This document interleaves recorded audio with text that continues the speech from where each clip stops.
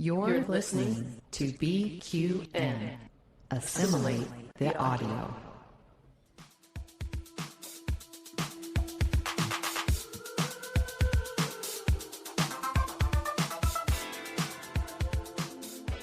Welcome back, listeners, to another episode of All Good Things, a Star Trek Universe podcast here on the BQN and Fandom Podcast Network.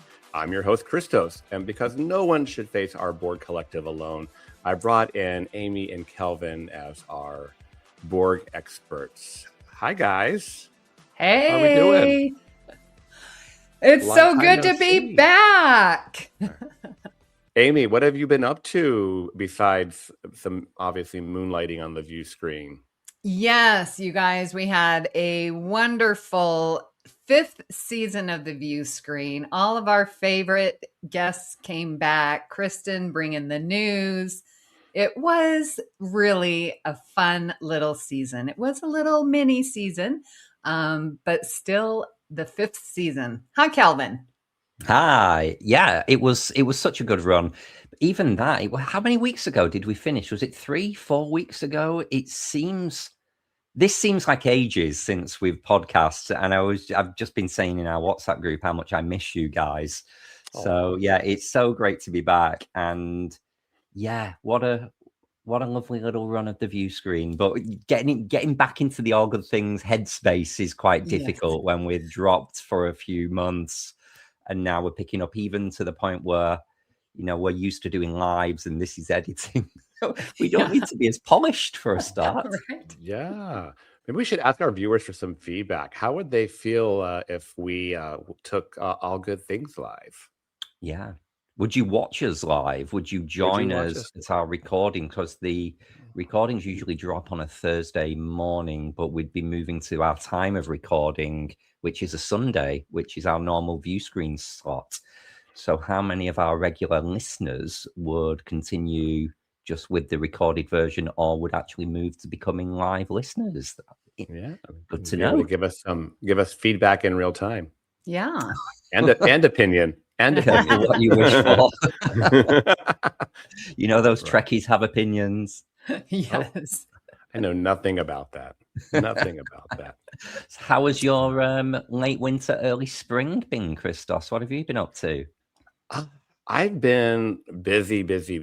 I always say that. That's like such a cliche, but it's been my spring work travel. It kind of is very predictable now ever since COVID. It's like, I seem to have this meeting and that meeting. They're kind of annual get-togethers of this group and that group. And so I've been to Denver and I've been to Vegas and I've been to, where else have I been?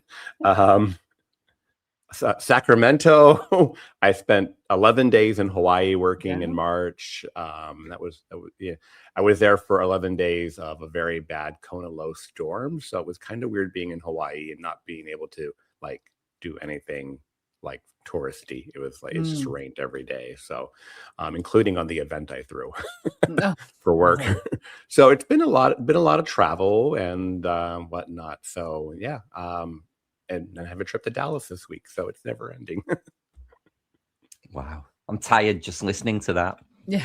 It's kind of funny. When I was younger, I say like business trips were always very appealing to me. Oh, it's so fun. It's so fun. It's so fun.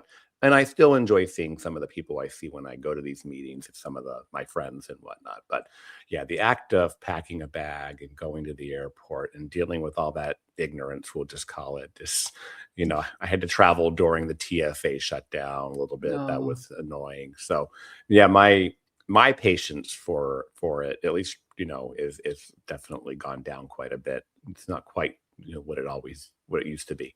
Patreon patrons, remember you can watch All Good Things as an extended video edit of this very episode on patreon.com/BQN/BQN, that is. So I guess, Star Trek news has kind of really dwindled down. I mean, I don't want to say it's kind of depressing, but the whole engine that has been the last 10 years of the Kurtzman era has just really kind of come to an abrupt stop. There will be no Star Trek Year One. There will be no Season 3 of Starfleet Academy. The only thing that project we know that's kind of in development is a new Star Trek movie. They keep saying, and that they're committed to Star Trek. So we have a season of a season of Starfleet Academy and a season and a half of Strange New Worlds, and then we have no idea what the future holds. You guys think there's going to be like a complete like reboot type thing?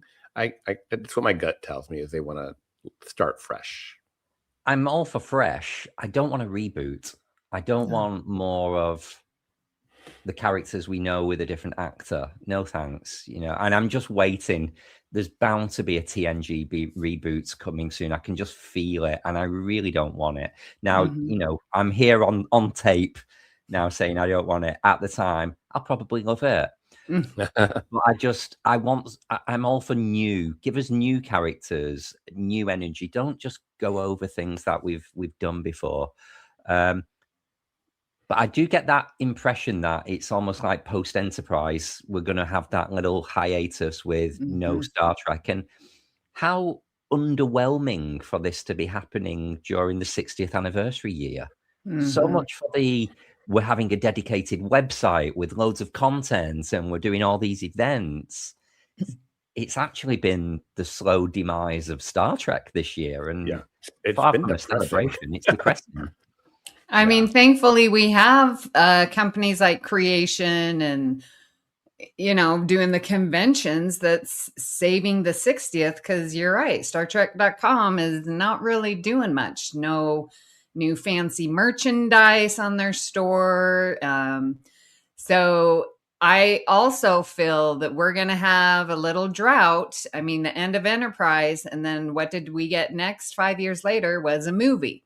So it sort of feels like all the shows are ending and then we'll get a movie, and then that might restart all the clamor and excitement again. And it was kind of a rebooty movie with how that went down. So yeah, interesting. Well, listener, Strange New Worlds is coming back for its season 4. It's premiering July 23rd. It'll only be a 1-episode premiere, not 2, I heard. Oh, thank goodness. And, Good. Yeah. And it will run a full 10 weeks. And that 10 weeks will span through Star Trek's 60th anniversary. So there will be a new episode the week of the 60th anniversary. So I guess that's something to get excited about. And there'll be a new episode the week of STLV as well. So yeah. But it's just like the countdown starts. There are 26 new episodes of Star Trek that we have not seen that we will get. And so everyone is going to, I'm glad they're spacing them out a little bit. So I'm sure with previous seasons, by the time we've been this close to the air date, we've had things like the episode titles. There's been a little bit more. All we know is that there's the Muppets episode in season 4. Which is the one thing you see nothing of in the new trailer. Because I think they've already realized they jumped the shark, and if there was more space between seasons 3 and 4, like they didn't film them back to back, that Muppet episode I don't think would have gotten made. I think they realized they've taken way too many liberties trying to do big swings, and that backfired in season 3. And absolutely. I think so hearing season 4 is much more like actually going to Strange New Worlds. Yeah, but I remember on previous episodes of All Good Things where we've seen the episode titles and we say, oh, that episode looks like it's going to involve this and that. Yeah. And there's been a lot more excited speculation over what's coming, and it just feels like it's just going to be there. It is. Yeah.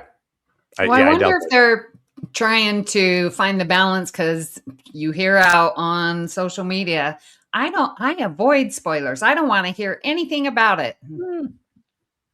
Yeah. There's also the school of, well, we've canceled this show. So how far are we going to push it?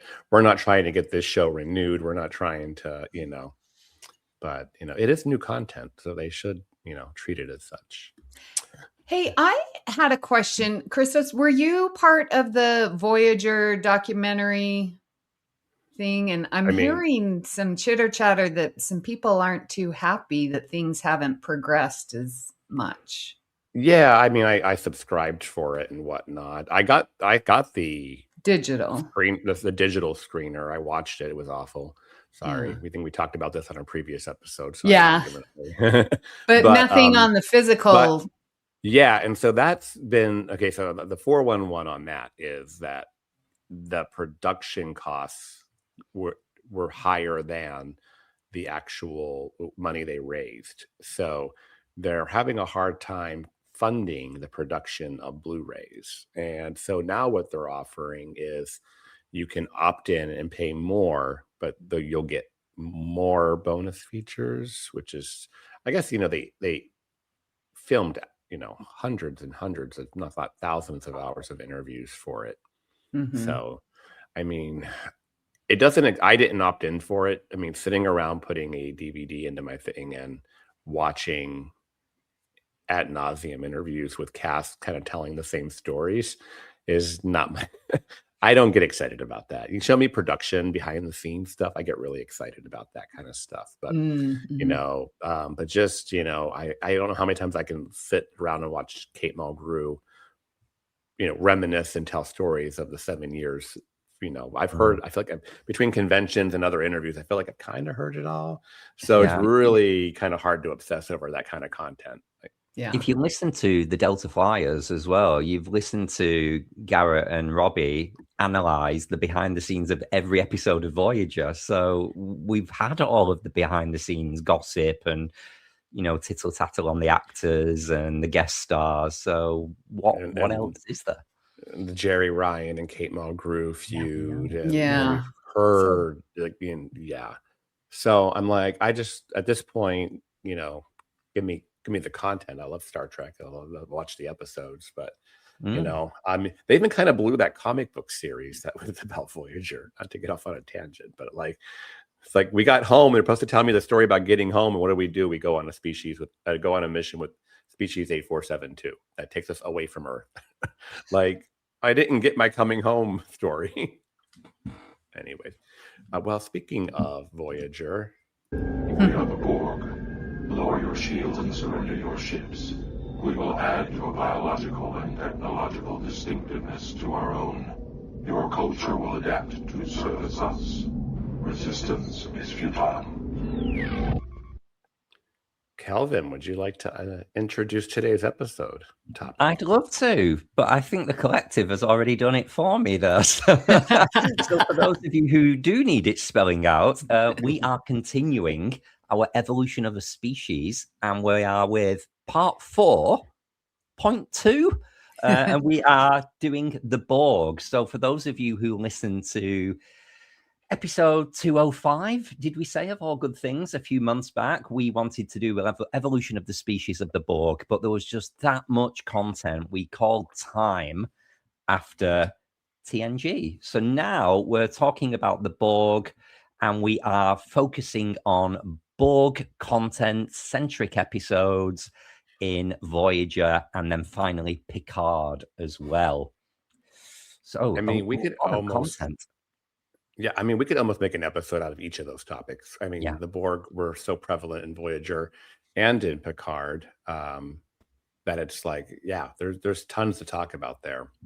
So with Voyager, they brought the Borg in as kind of a save the show type mentality. They needed to make the show. Season 4 seems to be a time in many of the series where they make changes. We added Worf in season 4 of DS9, and with Voyager, it was also time to what can we do to improve ratings and get new fans in. So it was out with Kes and in with 7 of 9. With Voyager Scorpion parts 1 and 2, which was our cliffhanger between seasons 3 and 4, we see the Borg enter the story, and finally it seems like we get that story where it's the first time we see that the Borg kind of aren't so invincible. They finally kind of poked at somebody who could poke back, and we find a much different Borg. We find a Borg that's being defeated. So that kind of sets a whole different stage for a way we hadn't seen the Borg before.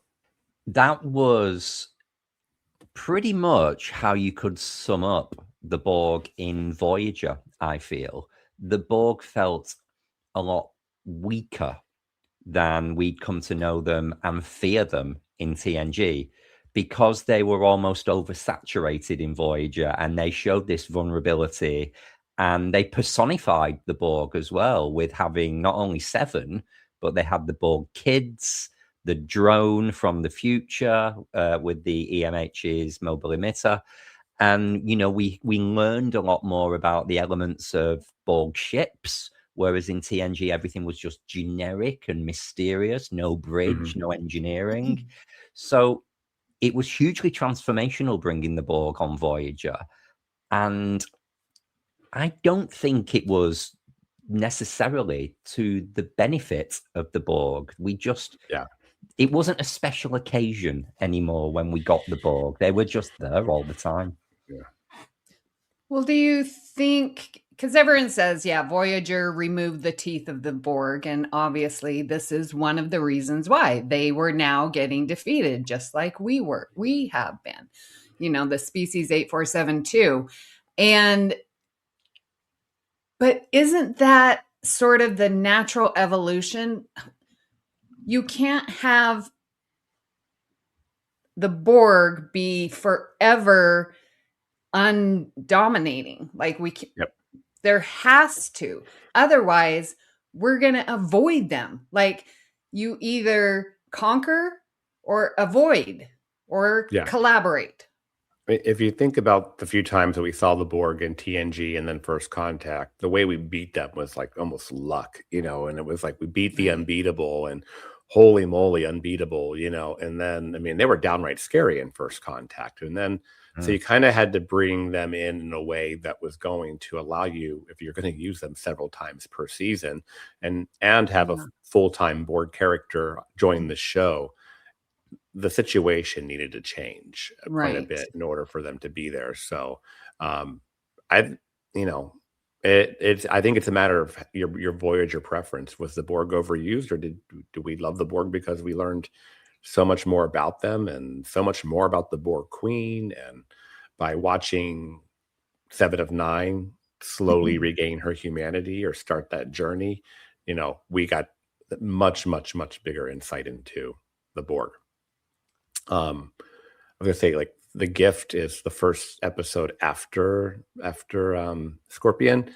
That's where basically they kind of take the character of Seven and de-Borgify her, and I felt that was so much more satisfying than Jean-Luc Picard just kind of walking back in at the end of Best of Both Worlds 2 and just having kind of a band-aid on his forehead and be and I'm good, you know what I mean? I felt like it really, they definitely, well, you know, learned a lot, and storytelling progressed, and of course we have like Brennan Braga and all them to thank for what we got there in season 4. But I think technology and special effects also kind of caught up, and we could do the Borg regularly versus it being a, you know, special thing.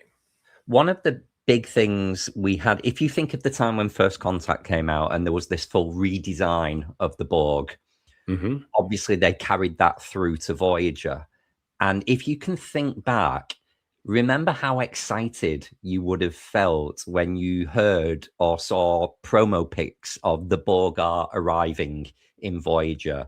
It was Unity, wasn't it? The Chakotay episode, season 3. That was the first real Borg episode.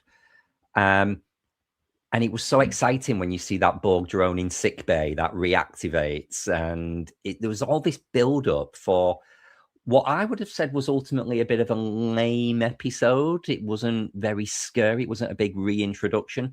But we got this high concept, high visually appealing, scary Borg with unscary storylines. There's this vulnerability of they can be beaten. And, you know, Voyager rocking up and there's a cube every week and they manage to outsmart it. It's like what you said, Amy, about avoid, destroy, or collaborate. And Voyager went down the collaborate route. You don't strike a deal with the Borg. Well, we got a whole 2-parter about that. I think we actually owe the Borg in Voyager to First Contact because of the sets and costumes that were made for that movie they were able to take a lot of that over to Voyager and not have to start from, redesign the Borg for Voyager and start from scratch from from a financial standpoint.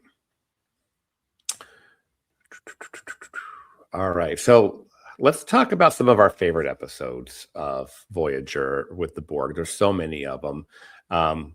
Kelvin, do you actually have a favorite Voyager episode? I mean, it's kind of a two. I mean, it would be hard to not say Scorpion 1, 2, or even Endgame, even if you're thinking of that as a Borg episode with the Borg Queen. But I'm going to go for like a random one, and I'm going to choose the one with the Borg drone, and Seven takes on this maternal kind of aspect, and then he spoiler, dies at the end. I thought that was a lovely little contained Borg story, and it was a little iBorg-ish of like this child Borg not really understanding the collective, and then the coolness of the sci-fi element of it's a 29th century Borg because it's born out of the Doctor's emitter. So I'll choose that as a favorite. But I would just like to say, it does sound like I've just rubbished all over Voyager's Borg. 7 of 9 is one of my favorite Star Trek characters, top 3.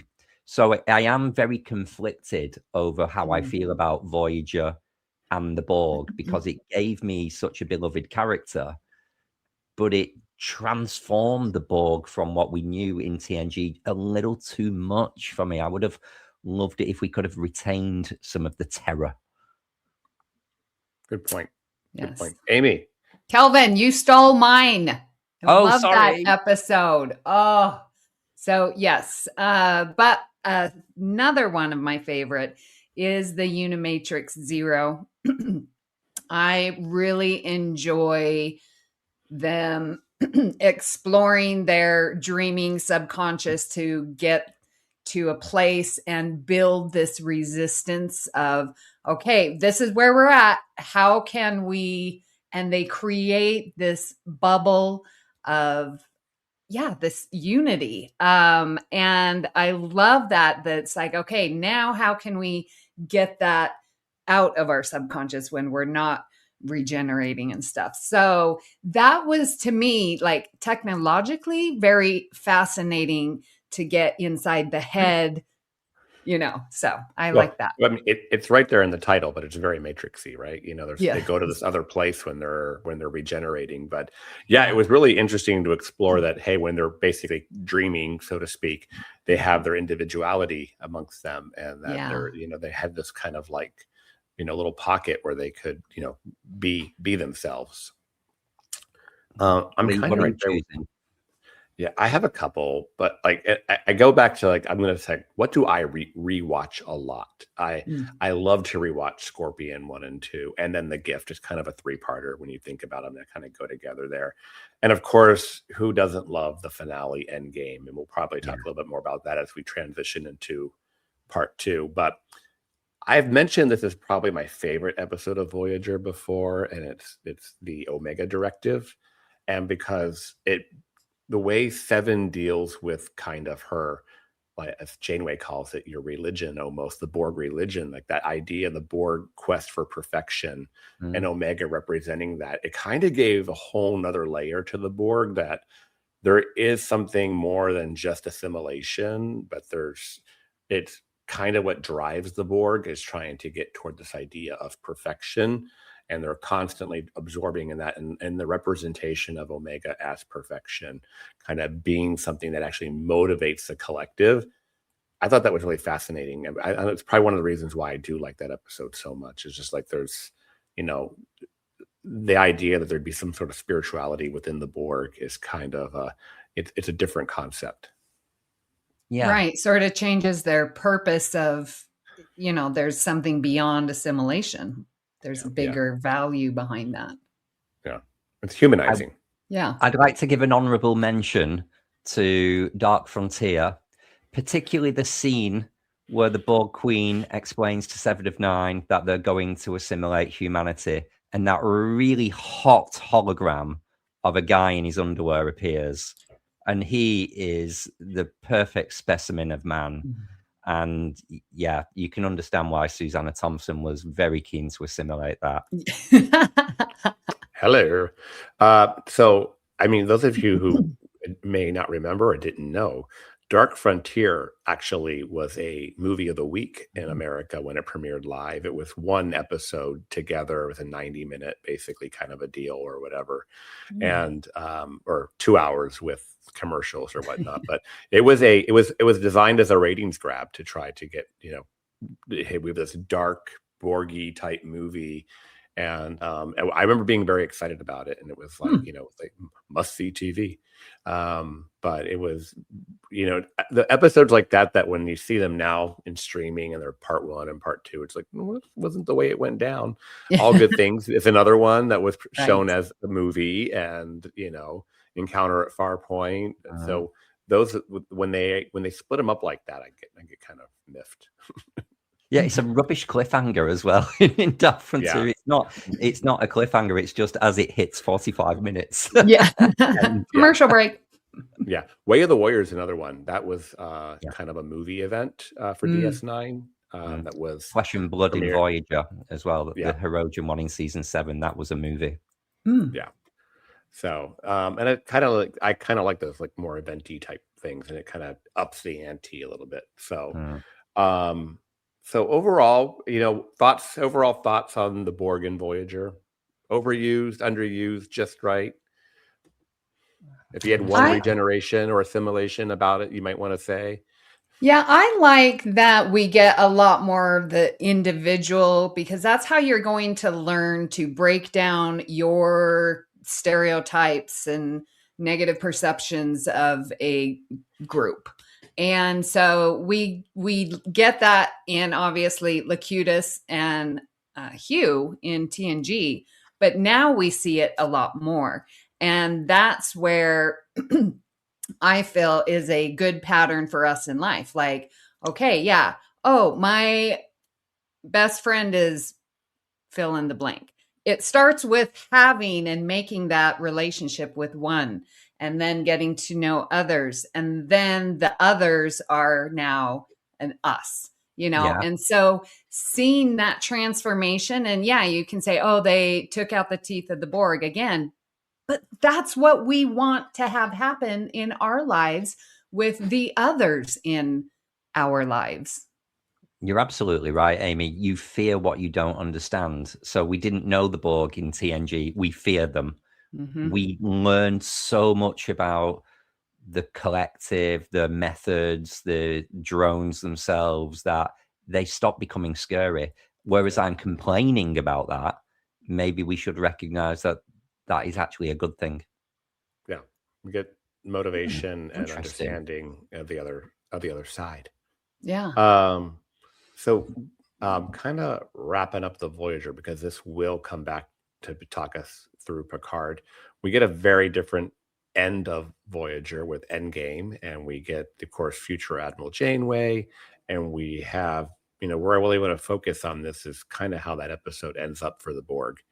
By the time we get to the end of Endgame, Unimatrix Zero has been destroyed. The transwarp hub has been destroyed. There's been an infection that's been launched into the Borg. So what was kind of interesting about that is we went another 20 some years of not knowing what happened to the Borg after that. So first off, Endgame, do we love it, hate it? It's perfect. Love it. Love it. Yeah. Amy? It's just there for me. It's just an episode for me. I love it. I love it, especially the ablative, the armor on Voyager, and the torpedoes, and what do we call those torpedoes, Kelvin? I forgot. Transphasic. See, I did know it. So transphasic. That's all pretty cool. Although tech that we never really saw again. Yeah, I think it's hard. It's less of being a fan of the Borg and more of a fan of Janeway is the reason Endgame is such a triumph, and so it should be. The lead of the series did her performance of a lifetime. It's playing two parts Yeah. in such a fantastic episode. It's a tour de force for Janeway. Yeah, definitely. Sidebar, did you know that now the Academy Awards are going to allow, say, like if Janeway were to earn, she could earn it for being Admiral Janeway, and she could earn it for being Captain Janeway within the same. So they're changing that. For playing multiple characters. Yeah, within the same movie because of Sinners and Michael B. Jordan. But side note. Interesting. Just did they get paid twice? Doubt it. Probably not. I mean, would Robin Williams have won for Mrs. Doubtfire twice? Right? I mean, there could be. It's the same. It's the same character. Yeah. I'm just being funny. Brent Spiner. Oh, right, Brent Spiner, man. Oh yeah, that's a guy who'd be collecting. So that kind of wraps up the discussion with the Borg and Voyager for now. Put a pin in it. Star Trek Picard that's a complex one because we have our 3-season arcs of Picard, but each one deals with the Borg in a very different way, and I think it's more by happenstance. I don't think they had a plan for Picard beyond the first season. And everyone's shaking their heads here. So those of you who might be watching on Patreon, it was like, this. So I guess we should maybe take this conversation in 3 parts as well. Let's talk about season 1 of Picard. Amy, what are your thoughts on not just season 1, but how the Borg are portrayed in season 1 of Picard? Again, I think you were right in that they had no idea what they were doing with the Borg story because it was like it came in so I felt important because if you remember the episode I loved in Voyager, the Unimatrix Zero, where it starts that, all right, let's get going and let's try and, reclaim what we've lost and this resistance. And we see Hugh back in, which absolutely loved. So bringing Hugh sort of united the TNG and the Voyager Borg of, let's try and save these people because Picard was wrong. Well, if they're turned into Borg, just kill them because there's no saving them. It's like, okay, let's get that out of our mindset. And again, bringing that into Picard, I just felt was so good. And then it just fell flat. Like, why? We've got this huge thing that so in my mind, it's still happening, this whole reclamation, and they're going around and it's still happening in my mind. But I needed to see more of that in this season, and it just dropped. It was a pretty huge turning point in the psychology of how we view the Borg to actually see Borg drones as victims. Whether it was things that had moved on in society like the Me Too movement and the way we look at past trauma and the rise and recognition of PTSD, but to actually see these disconnected Borg as people who deserve help and rehabilitation is completely different to what we've known before of once you're a drone, that's it, you're absorbed and you're just cannon fodder. But they ruined it themselves because they had that awful scene where they established all of these XBs and then blew them all out into space. Yeah. That was it. They completely just ruined their own concept in that one scene for me for Picard season 1. So do you feel like ideas like the Borg Reclamation Project and the XBs, because you're right, treating them as victims, people who have been through trauma, do you think Star Trek tries to have it both ways by creating the attitudes of people like Benjamin Sisko and then what's our guy? Shaw later in Picard, who have these very just still harboring responsibility against one person and blaming them instead of looking at somebody who was basically, violated violated and beyond their control. Like the idea somehow you should have been able to mentally fight back or something like that. I mean, it's just, I feel like they try to have their cake and eat it too, because at one time we're going to say the Borg reclamation project, which I really thought was it, to your point, it started off great and then it kind of fell off the wheels as the season went on. But then to have this idea that you'd have people who run around holding these big grudges against, admirals, because of, their own personal, trauma and loss. I mean, you've got trauma on both parts, I guess. Yeah. Don't forget, season 1 did also reintroduce 7 of 9. Yes. So the huge comeback of 7. And do you remember the trailers when, she walks in? What are you doing, Picard? Saving the galaxy? Yes. It was, everyone lost it. It was so exciting. What did you think of the updated 7 of 9? 7 of 9, who's had that 20 years post Voyager, getting to know humanity. This more human 7 of 9 than we're used to in Voyager. Was it jarring? Was it celebrated? What did you think of her? I felt like she was a little more cynical, more knowledgeable about people in general. Because, on Voyager, she was just this sponge seeping up, but a confined number of people, So now she's had 20 years. She's had a lot more experience of people who are not Starfleet and who did not generally follow through with their word. And it seemed like her cynicism had increased a little bit more. So that introduction, and then she's all Fenris Ranger, like, okay, there's something edgy about her, but I think that's sort of what comes with knowing diverse groups of people. Yeah. Side note, listeners, if you want more to really tie that together, there is a novel by David Mack called Firewall. It's a Star Trek Picard novel, and it does kind of fill in that gap of 7's story between Voyager getting home and the 7 that shows up here. And I think it's episode 4 of season 1 of Picard. It's an excellent novel. It's probably my favorite Picard novel of the 5 that have come out. So it really goes a long way.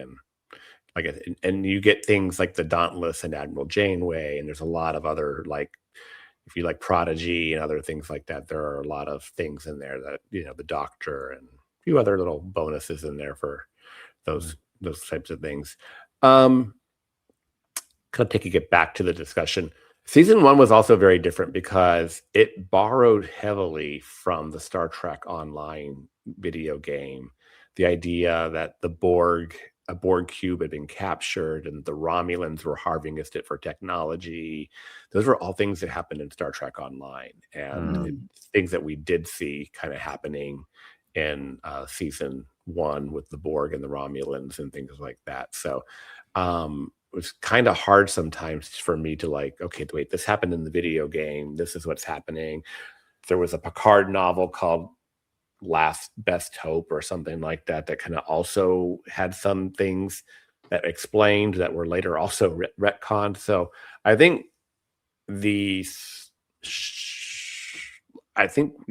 what was ever going on in the background in production kind of resulted in that probably shaky second half of the season, I thought. But there was quite a huge piece of retcon in, if you remember the storyline, the reason that Borg cube failed was because they assimilated the Romulans, and they said it was the first time the Borg had assimilated Romulans, and because of this Jacques Vache creation theory and distrust of androids, that's what caused the Borg to crash. And okay. I'm pretty sure the first Borg we saw in Voyager in Unity was a Romulan. The guy in the... It's like, whoa. Oops. Who's the continuity person here? Right? Where's our canon, please?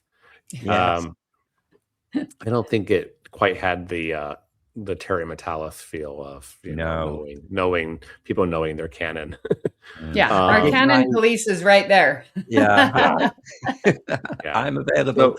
So, I liked the fact that they said about finding that Borg cube, and it really linked really nicely to the Voyager episode Timeless, where Yeah. Harry and Chakotay in the future said there was an abandoned Borg cube in the Beta Quadrant and we stole this chip, and everyone connected that Voyager to that season one Picard. So that's a nice little piece of that's continuity done well. Yeah. So in the grand scheme of things, before we move on to season 2, where do you feel season 1 of Picard is for you, Kelvin? Is it something you visit, or I haven't watched it in 5 years? I don't think I have watched it in 5 years. I am tempted to go back I am now. too, actually. I am too. Picard escalates. Season 1's okay. Season 2's a bit better, and season 3 is sensational. But they're also different in their approaches to the Borg.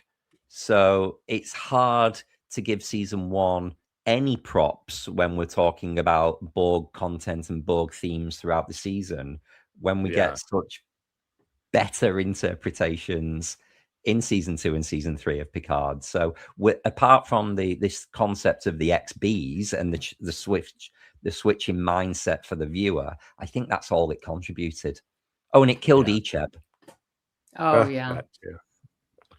Yeah, that's a whole nother discussion there. I mean, that was a lot of gore, and I think it was probably more than I needed to see in my Star Trek.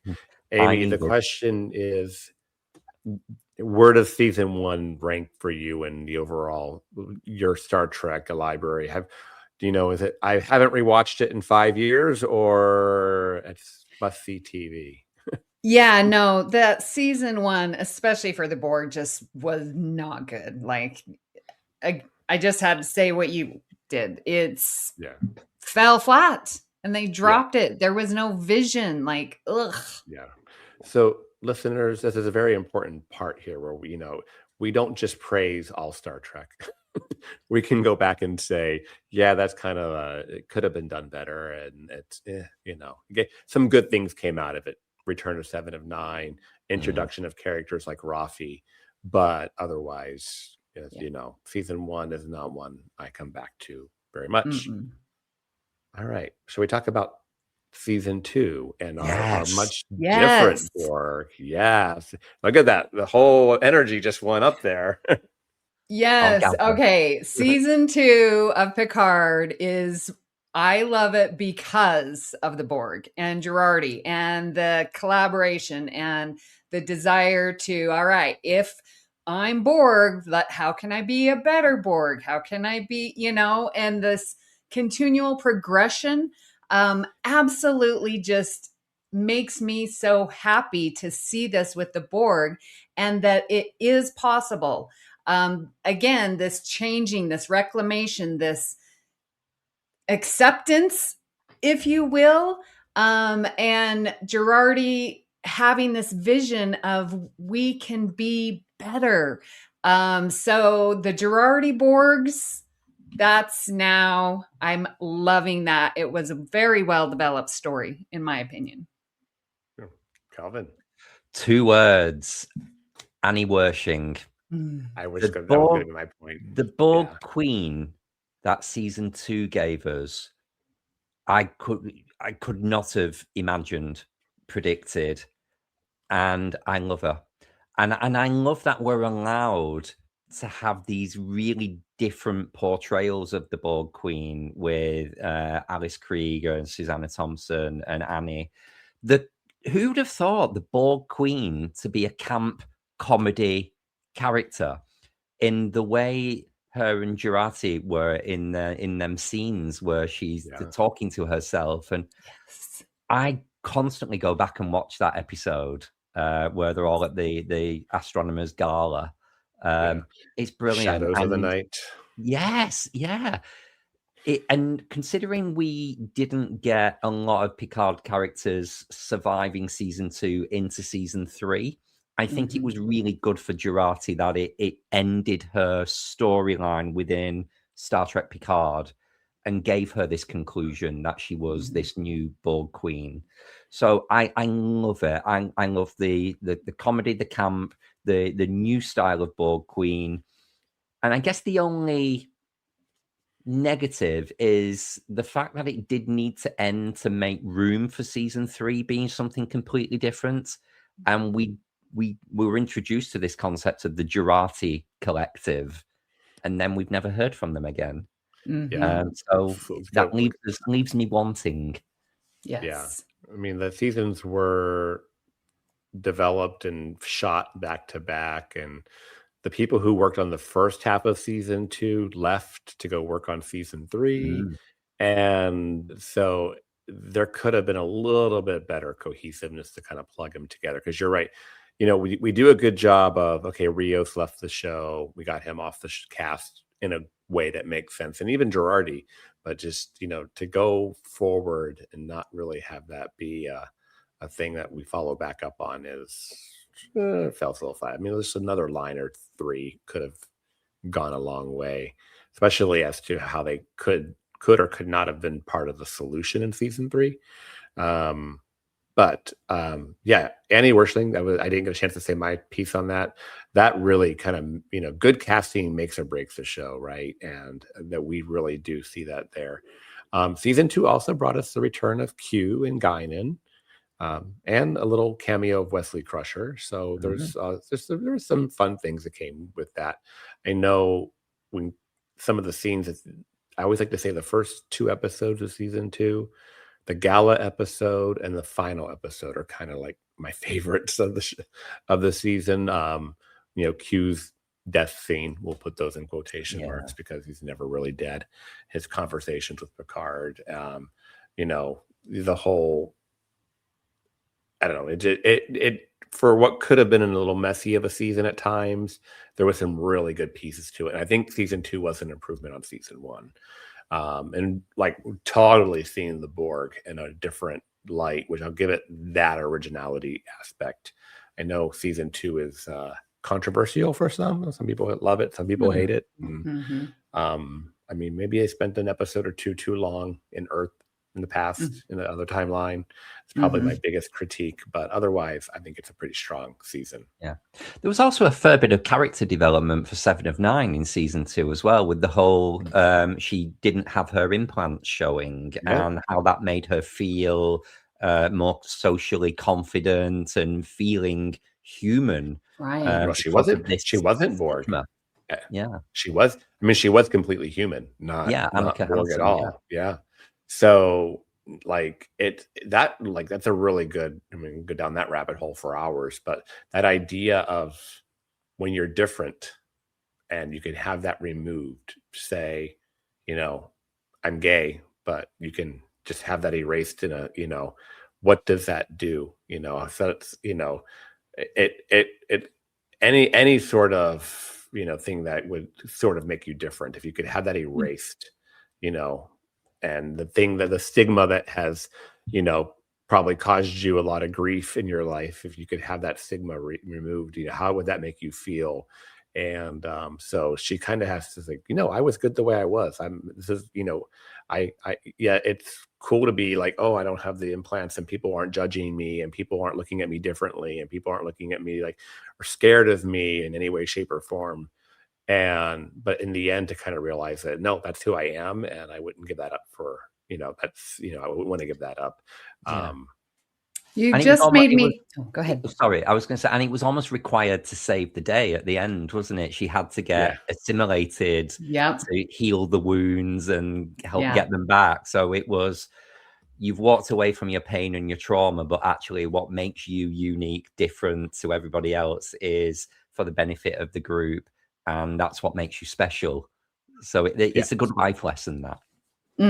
Yeah, accepting like this happened in the past and it's made me who I am. And if I didn't have it, I couldn't do this. So yeah, beautiful lesson there with 7. The perfect way to wrap up season 2. And let's move on to our final season of Picard, season 3, the Terry Metalis season, which brought back the entire TNG crew, which is kind of fun. We started this whole Borg profile with the TNG crew, and that's where it's going to end up. It's kind of funny. The Borg are kind of in the background for the first 8 episodes, but really we don't get the Borg until the last 2 episodes, maybe 2.5. So a lot happens in 2.5 episodes. So this is that I call it, where I was kind of teeing it up earlier. It's kind of this is the follow-up to Endgame, right? Where we find out just how much Janeway effed up the Borg and how desperate they became and what a shell of themselves they ended up becoming because of Janeway, which lost opportunity to have Janeway be kind of there with Picard at the end to confront the Borg. I'm just the Borg Queen. That would have been the chef's kiss, with Picard and Janeway stand up to the Borg Queen. Yes. Yeah. Anyways, so what did we feel about how we find the Borg, the fallen Empire version of the Borg that we meet in their last stand, Amy? I'm sort of forgetting it. It's been a while. Oh. So keep talking, Kelvin. Okay, Christos, Kelvin. I'll pass it to Kelvin. I liked the explicit reference to being infected with the neurolytic pathogen and the detrimental effect it had, and how the really gory detail of how the Borg Queen had to cannibalize the other drones on the ship to survive and maintain. I think that was great. What I didn't really it's not that I didn't understand it. I didn't like it. This revelation that the strange head that Vadik was communicating with when she cuts her hand off was the Borg Queen. And the idea that the Borg had entered into like a little alliance with the changelings. It just felt unlike the Borg. I can't ever imagine the Borg doing that. Is that a sign of their desperation? Or well, I don't know. The Borg Queen was using the changelings, in my opinion. I think it was desperation. You're right. The enemy of my enemy is, my friend. You know what I mean? That kind of idea. You kind of had 2 things going on there. Changelings wanted revenge, and so did the Borg, and so they kind of team up with this big plan to infiltrate the Federation. So, we see this big Borg cube that's kind of, running at 30% or something like that, and I think that's kind of all that's left of pretty much all that's left of the collective is that one cube, and it's a much different way to see the Borg. And then we see a much different way of assimilation in this version of the Borg, which is good. Yes, and it has to do all the way back with Picard and Crusher's child. That's the crazy part. Yeah, I love this idea though of, because obviously technology in our world has moved on so much, and they put so much 21st century technology speak into the Borg. So when they were talking about transporter code and how when you go through the transporter remembers certain elements of your pattern because it's quicker to process. I mean, that is literally coding if you're writing computer programs. It's so up to date. But this concept of the signal and the receiver thing and the Irumodic syndrome, I thought it was a fantastic way to pick up storylines from All Good Things, from Endgame. Terry Matalis really knew his subject matter, what he was working with here, and he knew them stories, and he enhanced them. Question for you, Christos. What do you think of Beverly Crusher's biggest ever misdiagnosis in the entire history of Star Trek, getting the Irumodic syndrome wrong? It's a misdiagnosis, but I think it's something that's never been diagnosed before too. So it's easy to do that, right? Until it's discovered. So we're not going to pin this on Beverly. Nice try. Nice try. But I do love that, it's a love. I always thought season 3 was a love letter to Trekkies because it ties together so much of your 30 plus, I mean, of your Berman era years of watching Star Trek into, the one season of revisiting it, and it's like a who's who of references and And use of the First storylines. Contact theme tune as well, all throughout. Yeah. You could Yeah. just sit and watch Best of Both Worlds First Contact and then boom, go straight into season 3 of Picard. It's a sequel almost. It's Yeah. it's there for it's us just- who've been watching it for 30 years. Yeah, the way they kind of bring the team back together as well was done so well. They don't just all show up in the first episode. You only get Beverly and Riker in the first episode, right? And then they start peppering in more, during. In fact, the first 4 episodes just have like Picard, Beverly, Riker, and Worf running off in the background, but not with them. Right. So it's kind of nice just to see those people kind of get their time, and then they bring everybody together. And in a way, you see the Enterprise D take on the Borg cube, and you see the Enterprise D get to function its weapons in a way that we've never saw before. Thanks to CGI, and like I always think of episodes like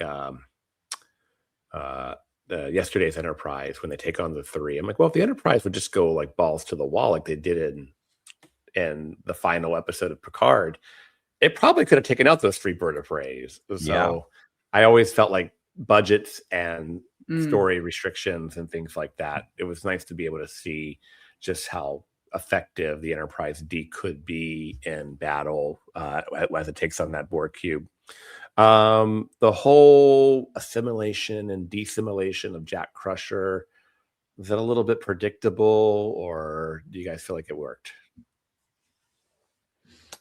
I think it worked. What I didn't like is the revelation of, when Troy reveals, oh, it's the Borg that you're listening to, they're part of you. And it's like, right, I'm going to go and find them and have it out with her. What do you think's going to happen? That was like, when he kind of went off in the shuttlecraft, it's like, that is a very, very stupid decision. I think so too. Otherwise, I mean, we're nitpicking though at that point. So by the end of in his Vox outfit, I thought it was a very good look for. It was like Super Borg, right? Yeah, I think it was almost purposely quite it de-evolved because it was purposely supposed to look a little bit like Locutus outfit. So it gave us back the almost black rubber suit. Wetsuit look with it on, so it was anti First Contact, and I think it worked really well. Yeah. I just love a little bit of latex. That's it. I'm sorry, it's a king. We know. So by the end of season 3, do we feel the Borg are gone? Have they been destroyed, other than the Girardi Borg running off somewhere? No. I think we think in such 3-dimensional terms, as the Borg Queen would say. I like this concept, and I think this was introduced in the books actually, so it might be bleeding through into my canon through the headspace there. But the concept of you can do what you want to a Borg Queen. You just killed that Borg Queen. They just reset, and another one appears somewhere. So I think even the killing of the Borg Queen and the cube in Jupiter hasn't destroyed all of the Borg collective. And I refuse to believe that was all that was left of the Borg. Yeah. I think there's still some fragments in the Delta Quadrant somewhere. So I think they could bring them back and should.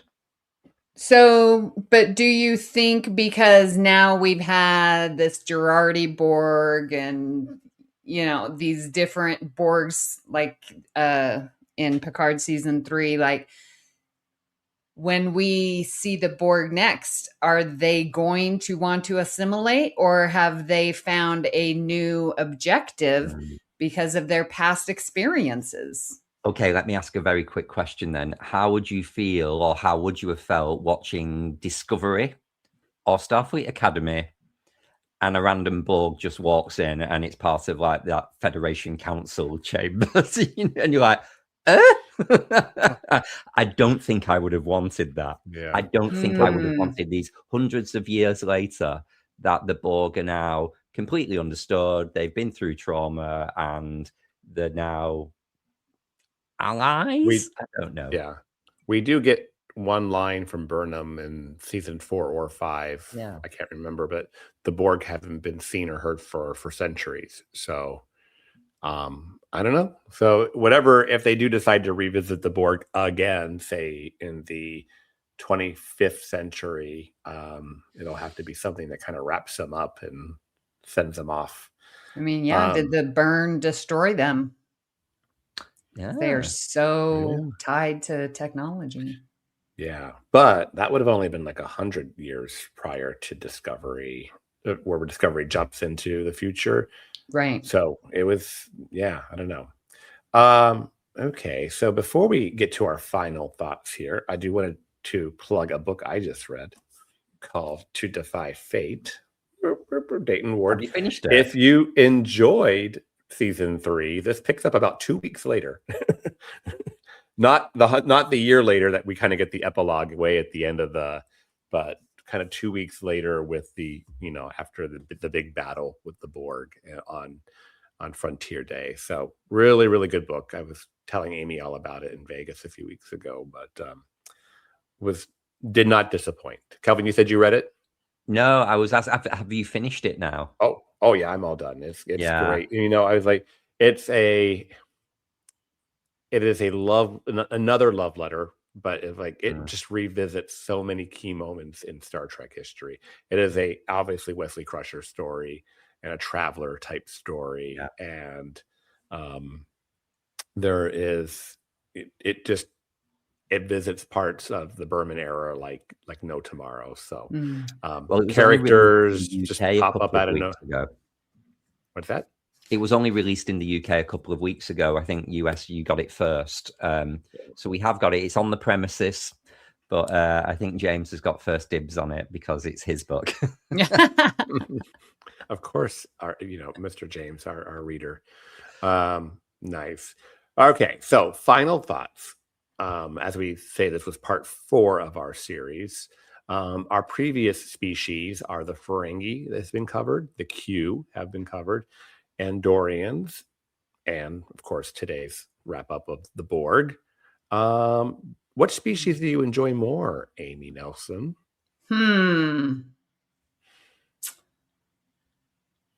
Yeah, I really do enjoy the Borg, partly because of the content that we get, the sheer times that we get to engage with the Borg, if I dare say. Ferengi, yeah, I think for like the villains, they are very delicious. And again, their arc of how they have been this total enemy and to be feared, to where trauma, to reclaiming them, to working with them, cooperating, to them almost dying out as a species. Like, it is very much an evolution of a species. So Borg it is for me. Very nice. And you, Kelvin? I must give Amy a big congratulations on saying evolution of the species there and working that into your little summation. Very good. There's the reason you are our queen, Amy. She's a professional. She's a professional. It is a toss-up between the Borg and the Ferengi for me. I think, obviously, Kristen, in our Ferengi episode, she loves the psychology of the societal development of the Ferengi and their aspects of views towards women. So I enjoyed hearing that at the time because I would always approach the Ferengi episodes with an eye roll. But I think the fact that we had to split the Borg into 2 episodes of All Good Things because of the journey they've taken us on in the last, 30, 40 years that we've known them, you've got to give it to them. And there's obviously a reason they are the cash cow for Star Trek as well. You slap the Borg on an episode, on a film, on a recurring character, you get the hype, you get the numbers. So I think that alone is a reason that it's the most interesting of the species that we've covered thus far. Very good. What about yourself?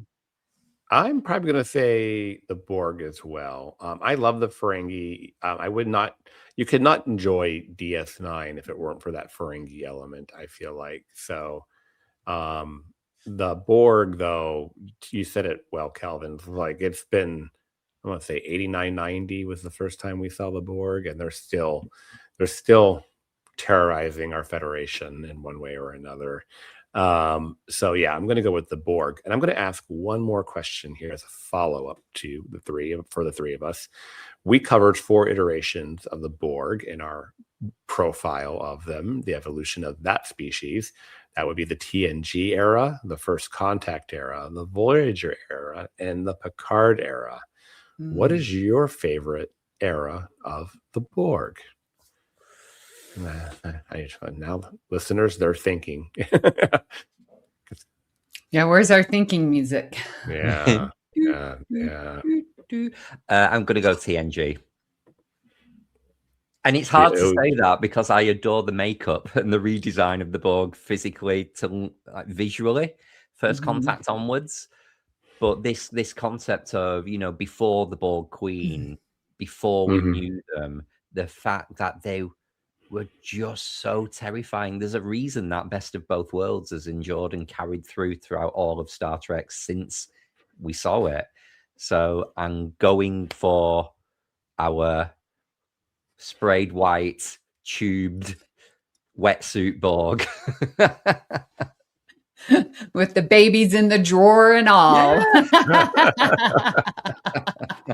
Taking out I mean, before Amy answers, I'll give mine too. I want to say TNG as well, because like when that section of the hull of the Enterprise gets cut out, you're just like, that you can almost feel like the knife going into you. Like that's my ship, and you're cutting, carving us up like a roast. Which I've got to go and do actually in 6 minutes. I'm also going to go with the TNG era of the Borg. How about you, Amy? All right. I do love the TNG, but the 2 that I'm tossing up is First Contact and season 2 of Picard. Because the transformation of them, I'm telling you, I love the Girardi Borg. Like that's my favorite. So I'm being true to that. I love the First Contact. Like that's a hair below my Girardi Borg. So there you have it. Amy, why don't you tell listeners what they can look forward to in the next episode of All Good Things? Well, this would be our part 3. No, just kidding. We are going to continue talking Borg, but through Voyager's Scorpions part 1 and 2, because this is going to be our to be continued series. Yes, look, a new series. Yeah, so if you enjoyed our Borg talk today, guess what? You got more to look forward to. Yeah. So do your homework. Okay, we would love to hear what you thought of today's show, and there are many ways you can do this. You can join our Facebook group, the BQN Collective, or you can join our Discord server. You can follow the network on Blue Sky and Instagram at BQN Podcast to continue the discussion there. You can find all the links and the invite codes in the show notes. So, Amy, where can people find you when you're not busting into Shadows of the Night on stage with Girardi Borg? Man, was that not the most iconic scene ever? Oh, and you have the red dress for that, Amy. I've seen you in it. So when I'm not doing that, you can find me here on the network, on our Facebook group, the BQN Collective, and in our Discord server. So go check it out to fun discussions there. And Kelvin, where can people find you when you are carving up a roast like a Borg expert? When I'm not in the kitchen, you can find me on most of the socials at Kelvin's Timeline. Or you can come onto our Facebook group, the BQN Collective, which is my favorite place. That's where I like to engage with all our lovely listeners. And Christos, where can people find you when you're not adding people's biological distinctiveness to your own? Oof. Well, biological stuff. You can find me on Instagram at What's the TBev, in our BQN Discord server, and our Facebook page. If you were watching, that was so cute. Christos blushed. I loved it. You can see that through my dark skin too. You know what, guys? You will never hear a commercial here on BQN. And if you'd like to help us keep all of our shows coming to you each week, you can become a patron of the network on Patreon. For just $1 a month, you can watch our show. I thought we were changing that. How did that get back onto? Well, I took the script from the original one. I know. I literally just took the old script and pulled it over. Yeah, okay, I gotta fix that. Look, you can watch us live on Patreon for these extraordinarily fun moments. We also have our reaction shows and some script readings and some back catalog of It's Green and Amy's Math Moments. So join all the fun at patreon.com/BQN. Now, if becoming a patron isn't your thing, don't worry. You can still support the show by sharing our posts on social media, talking about it with your friends, or hitting the like and subscribe button on Apple Podcasts or wherever you get your podcasts to leave us a star rating and a written review. That'll help others find our show and build our little community of awesome listeners.